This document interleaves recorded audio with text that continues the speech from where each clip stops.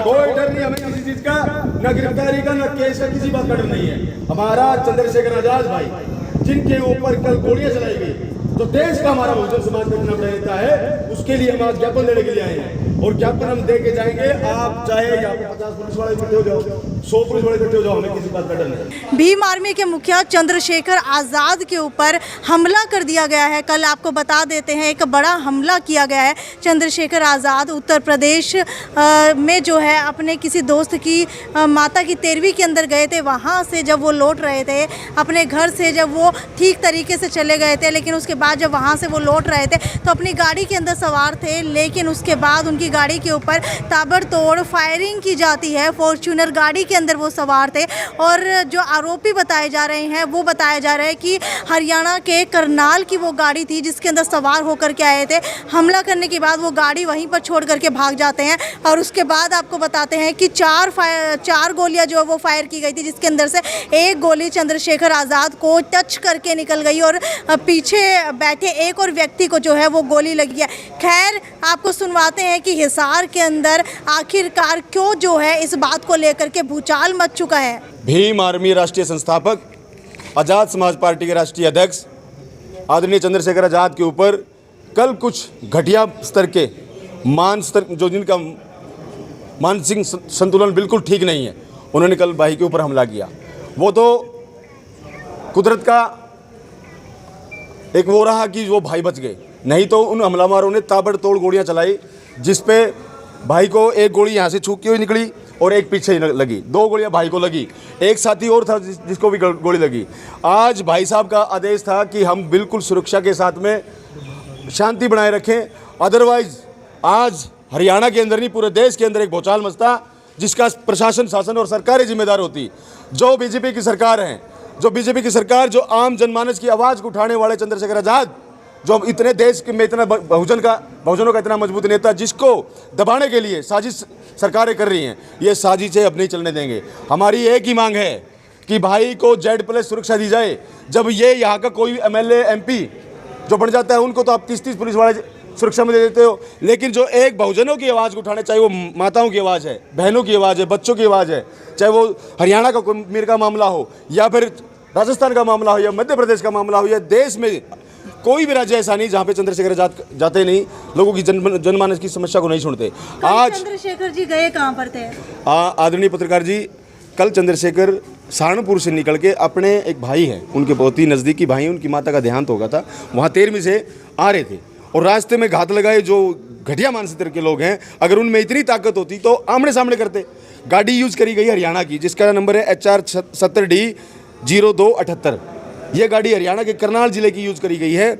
और अपराधी जो लोग हैं, खतौली की जब हमारा इलेक्शन था, उस टाइम भी पत्रकार महोदय, उन लोगों ने भाई की गाड़ी के ऊपर पथराव किया था। फिर भी हमने सोचा कि कोई बात नहीं, इनका इनका जो घटिया मानसिकता है वो समझ आएगी, लेकिन नहीं आई। अब हमारी सीधी सरकार से डिमांड है कि सरकार हमें भाई की Z+ सुरक्षा दे, अदरवाइज भीम आर्मी के लोग प्रशासन, शासन की और सरकार की ईंट शेड बजाने का काम करेंगे। हमारे ऊपर जो हमारे राष्ट्रीय अध्यक्ष वीरेंद्र रतन जी हैं, जो भीम आर्मी के राष्ट्रीय अध्यक्ष हैं, उनका ये संदेश है, अगर 12 घंटे में गिरफ्तारी नहीं हुई तो पूरे देश के अंदर एक बहुत बड़ा जन आंदोलन होगा। कितने लोगों को जानकारी थी कि चंद्रशेखर वहाँ 13वीं के अंदर बैठने के लिए जा रहे हैं? ये बहुत कम लोगों को जानकारी थी, लेकिन जिन्होंने हमला किया है वो बहुत दिनों से पीछा करते रहे हैं, इसलिए भाई के ऊपर हमला किया। आज देखिए साक्षी जी, चंद्रशेखर आज़ाद किसी की पहचान के मोहताज नहीं है। वो जहाँ पे जाते हैं भीड़ का मतलब, उनके चाहने वालों की इतनी भीड़ लग जाती है जिसकी कोई हद नहीं है। आज भी जिस हॉस्पिटल में वो एडमिट है, वहाँ पे उनके चाहने वाले इतनी ज़्यादा संख्या में हैं और सभी एक ही बात कह रहे हैं कि भाई को अगर कुछ हो गया तो प्रशासन और सरकार की ईंट शेड बजाएगा। जिस गाड़ी के अंदर जा रहे थे, उस गाड़ी के अंदर कितने लोग सवार थे? उस गाड़ी के अंदर 5 लोग सवार थे। कौन कौन? एक तो भाई थे, एक सतपाल जी थे, दूसरा जो भाई जो हमेशा उनके साथ में रहता है, उनका नाम मैं जानता नहीं, मनीष कुमार जी, एक भाई और था हमारे उनके साथ। तो गाड़ी कौन चला रहा था? गाड़ी जो हमेशा भाई का एक ड्राइवर है वो चलाते हैं, गाड़ी वही चलाता है हमेशा। कौन सी गाड़ी के अंदर जा रहे थे? गाड़ी थी हमारी इनोवा गाड़ी थी। इनोवा थी या फॉर्च्यूनर थी? इनोवा गाड़ी। इनोवा थी। और जो करनाल की गाड़ी आप बता रहे हैं, वो बता सकते हैं कौन सी गाड़ी थी? वो स्विफ्ट गाड़ी थी। और हमलावर ने क्या किया, वो गाड़ी अपने किसी साथी के पास छोड़ के चले गए। जब उनके साथी ने देखा कि मीडिया के अंदर ये गाड़ी वायरल हो रही है, तो उन साथियों ने पुलिस को खुद सुरक्षा दी, कहीं हमारे ऊपर आफत ना आ जाए, क्योंकि अपराधी होता है। जितने हमलावर जिन्होंने हमला किया था, क्या उन्होंने गाड़ी से बाहर निकल करके किया था? बिल्कुल, उन्होंने गाड़ी से एक बार घटना समझा पाएंगे कि कैसे हुआ था हमला? हमला भाई साहब 13वीं से आ रहे थे, तो रास्ते में उन्होंने गाड़ी रोकी कहीं, और जैसे ही गाड़ी रोकी तो हमलावर पीछे गाड़ी से उनका लगातार पीछा करते आ रहे थे। जैसे ही गाड़ी रोकी उन्होंने उतरते ही ताबड़तोड़ फायर कर दी, 4 से 5 गोलियां मारी है। आप अगर उस गाड़ी को देखोगे तो उसकी जो परत से गाड़ी होती हुई निकल अंदर गई हुई है। एक गोली सीट के अंदर से घुसी हुई है, एक पीछे लगी है, एक साथी को और गोली लगी है, एक चंद्रशेखर आजाद को गोली लगी है, एक भाई को यहाँ पे बिल्कुल आप देख सकते हैं जो वायरल हो रही फोटो, उसमें यहाँ पे गोली लगी हुई है। हाँ, छू के करके गई है। अदरवाइज तो आप देखिए वो हमलावर जो आए थे वो भाई को मारने के लिए आए थे।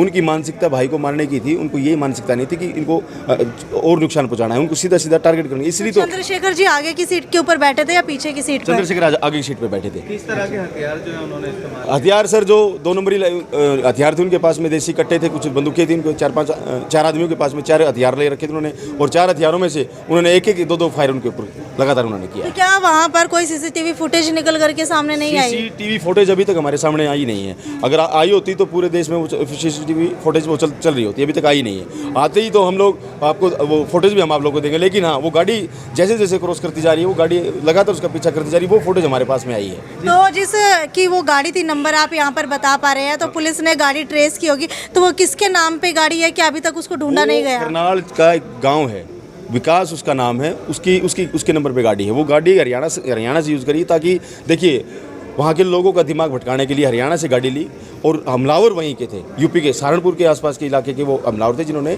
ताबड़तोड़ फायरिंग करी। आज आप देख रहे हैं, देखिए हम लोग बहुत ही आसानी से और बहुत ही मान सम्मान से यहाँ पे ज्ञापन देने के लिए आए हैं, क्योंकि चंद्रशेखर आजाद जी का एक संदेश है कि हम संवैधानिक तरीके से लड़ाई लड़ेंगे, और संवैधानिक तरीके से लड़ाई लड़ते हुए आज हम यहाँ पे डीसी साहब के मार्फत राष्ट्रपति के नाम ज्ञापन देंगे, और जिस ज्ञापन में ये बोला जाएगा कि हमारे नेता को Z+ सिक्योरिटी दी जाए, क्योंकि आज हमला उनके ऊपर लगातार 3 से 4 बार हमला उनके साथ में हो चुका है। अभी आपने बताया कि इन्हीं हमलावरों ने कुछ टाइम पहले जो है चंद्रशेखर की गाड़ी के ऊपर पथराव किया। राइट। क्या उन लोगों को आप जानते हैं या आपने ट्रैक किया है? अब तो सर ट्रैक हो ही गया, क्योंकि रात को ही वो ट्रैक होकर उनको गिरफ्तार भी कर लिया गया है।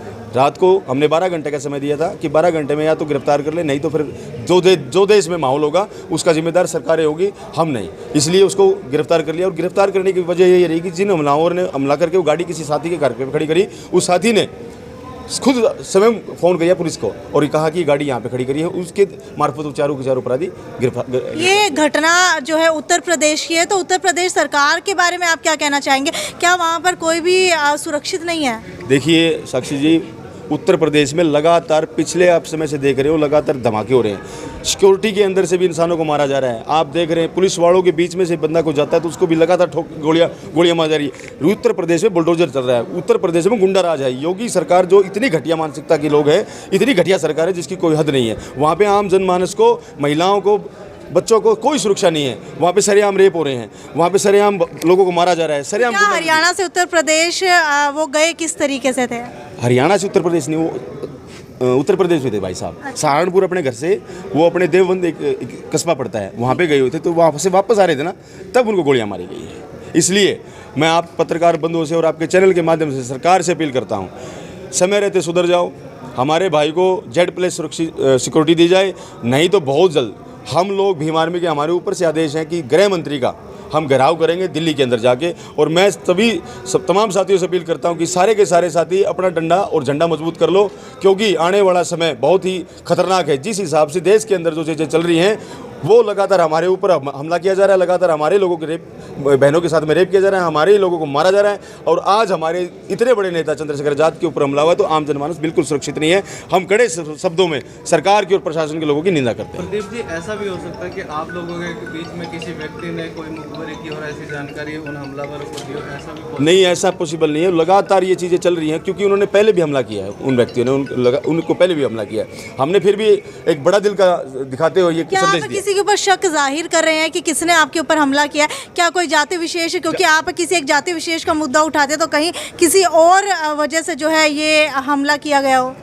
मैं बहुजन की बात करता हूँ, मैं 6743 जाति की बात करता हूँ। 15% देश में जो लोग हैं वो देश के शासक हैं, देश में राज करते आ रहे हैं और सदियों से राज करते जा रहे हैं। आपका क्या अनुमान है? मेरा अनुमान ये है, जो हमलावर हैं वो मनुवादी गुंडे हैं, बीजेपी सरकार के लोग हैं जिन्होंने एक उभरते हुए चेहरे को ख़त्म करने की सोची, क्योंकि आज उभरता अगर चंद्रशेखर आज़ाद आज अगर प्रधानमंत्री की आंखों में आग डाल के बात करने वाला एक देश के अंदर एक ही व्यक्ति है, वो है चंद्रशेखर आज़ाद। अगर गृह मंत्री की आंखों में आग डाल के बात करने वाला एक ही व्यक्ति है, वो है चंद्रशेखर आज़ाद। जब यहाँ पे हमारी बहनें, पहलवान बहनें जब धरने पे बैठी थी, वहाँ पे चंद्रशेखर भाई ने ऐलान किया था कि एक बार घोषणा कर दे पंचायत, अगर ब्रजभूषण को घर से खींच के लाना पड़ा तो घर से भी खींच के लेके आएंगे। वो है चंद्रशेखर आज़ाद। अगर उनके ऊपर हमला किया गया है तो ये बहुत ही घटिया चीज़ है और इसकी हम कड़े शब्दों में निंदा करते हैं। और आप पत्रकार बंधुओं का बहुत बहुत धन्यवाद कि आप हमेशा से हमारी आवाज़ को बुलंद करने का काम करते हैं।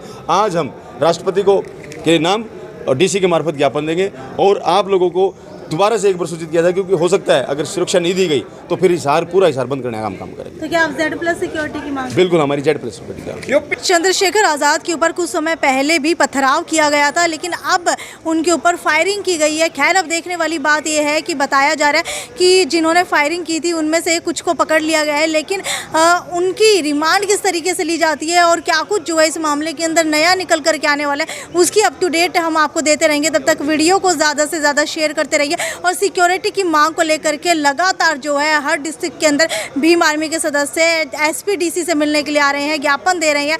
खैर, अब देखने वाली बात यह है कि क्या चंद्रशेखर आज़ाद को Z+ सिक्योरिटी दी जाती है या नहीं दी जाती है। एक बड़ा मुद्दा ये इस वक्त, एक बड़ा सवाल इस वक्त खड़ा हो चुका है, क्योंकि अगर Z+ सिक्योरिटी नहीं दी जा रही है तो कहीं ना कहीं चेतावनी दे दी गई है कि उसके बाद जो है एक बड़ा प्रदर्शन किया जाएगा। खैर, वीडियो को ज़्यादा से ज़्यादा शेयर करते रहिए और आपको क्या लगता है किस वजह से चंद्रशेखर आज़ाद के ऊपर ये हमला किया गया है, वो अपनी राय नीचे कमेंट सेक्शन के अंदर लिख करके ज़रूर बताइएगा। नमस्कार।